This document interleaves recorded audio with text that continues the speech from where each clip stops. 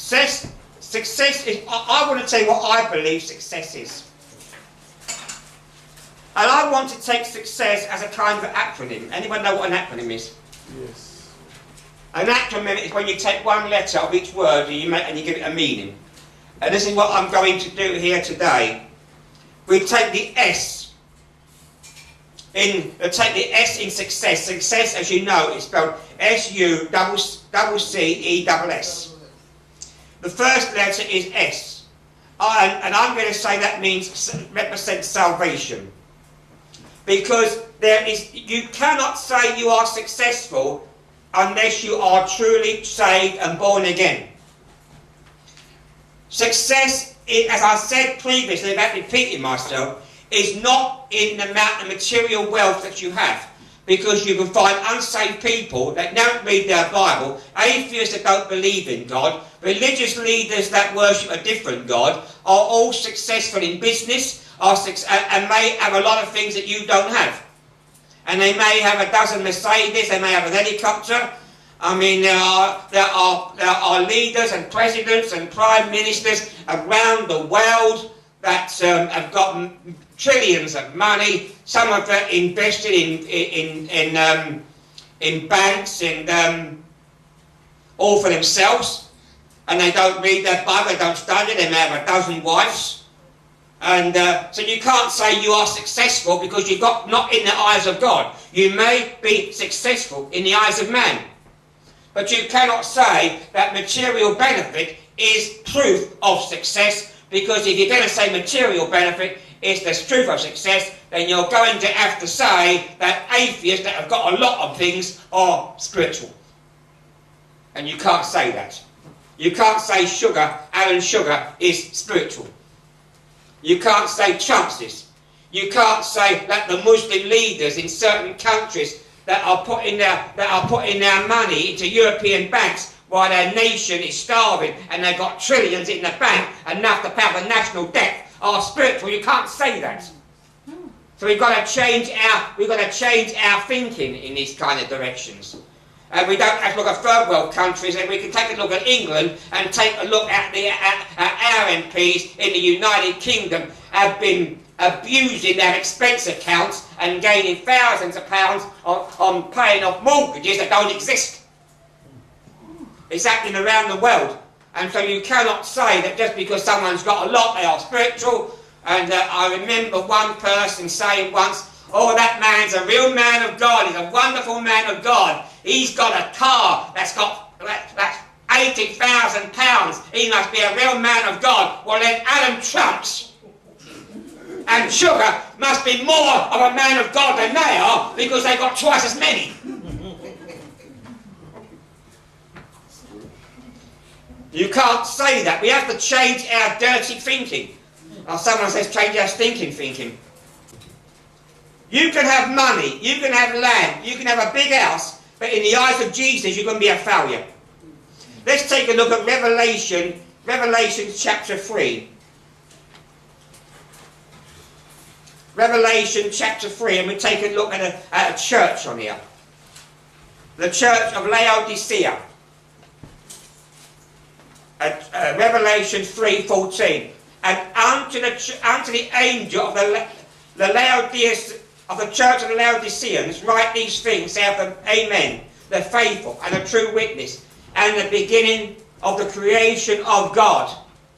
I know thy works, that thou art neither hot nor cold. I would that thou wert hot and cold. So then, because thou art lukewarm, neither cold nor hot, I will spew thee out. Now take a look at this church. It was a prosperous church. Because thou sayest, I am rich, and increased in goods. Now, someone says, well, surely that is the mark of God's blessing. Here is a church and a congregation that is rich and have much goods. They have much wealth. Now, some people will say, the prosperity people will say, that is an evidence of God's wealth. But look what it says. Jesus said, I counsel thee to buy me gold tried with fire. Now, was Jesus in that church? Well, no. It was a church that was blessed. It was a church that was rich. It goods. It was prospering materially. But where was Jesus? Jesus in verse 20 said, behold, I stand at the door and knock. He weren't in the church, he was standing at the door knocking. Now some preachers, I hear preach that and say, well, that means he's standing at the door of the sinner and he's knocking to get in and he's offering salvation. No, that's not what it's saying.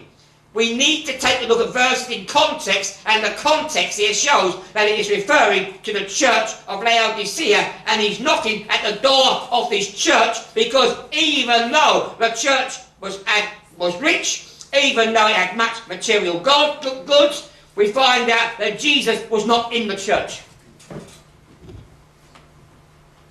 And there are services today where Jesus is just not in.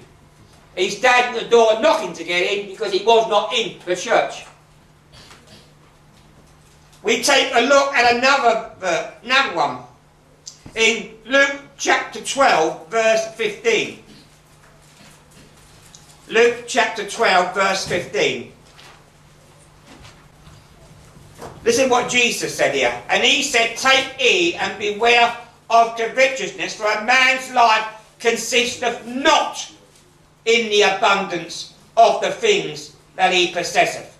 Your spirituality, your material wealth is no evidence that you are blessed by God.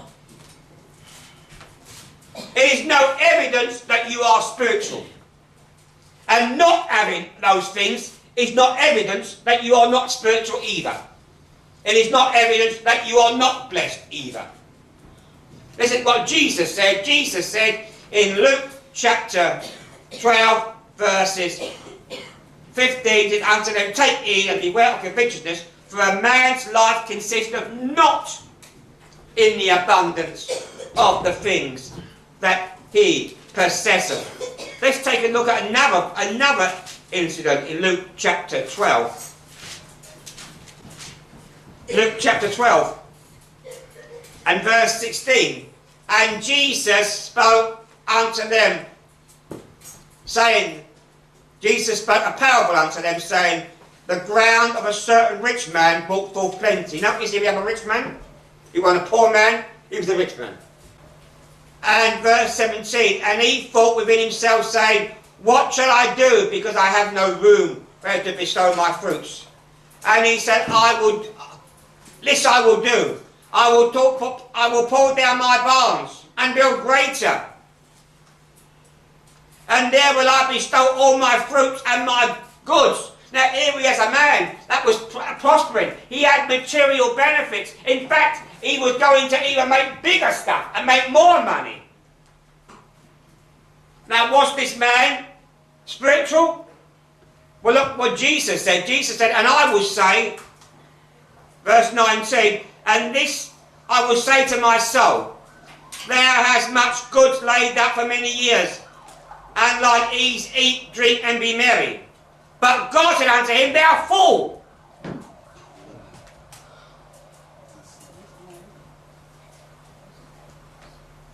this night thy soul shall be required of thee. Then whose shall things be which thou hast provided? Now I am not saying that Christians should be poor, and I'm not saying that Christians should be rich.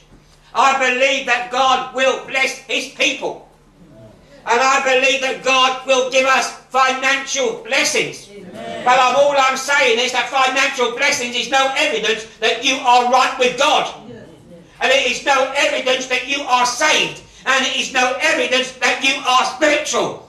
In fact, the Bible tells if you want to know a person is a man of God, you don't look at how much money he's got in his wallet, you look at the fruit in his life.